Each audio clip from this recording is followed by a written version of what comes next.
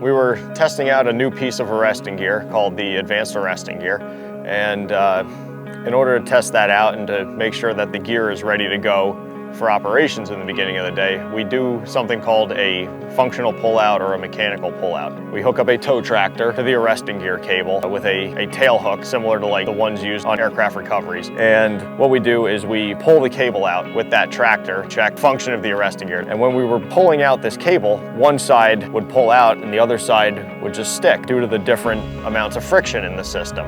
And this cable would continue to slide, and eventually it just caused problems during this pull-out process. I came up with this, which is basically a tail hook and a toggle clamp combined into one. So the way it would work is that you put the cable right in here, and then you use the toggle clamp to clamp down the cable and make sure that it's nice and snug and secure. And that way when you go to do this functional pull-out to check out the arresting gear, the cable is clamped in there nice and tight, and there's just enough friction that it doesn't slip, and it will actually pull out the cable evenly.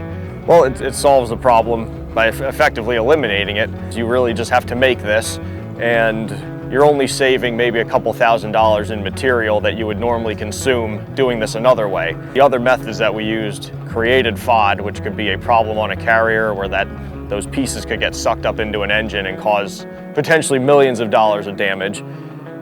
This doesn't have anything that can fall or break off of it. And that's really the advantage to this design here.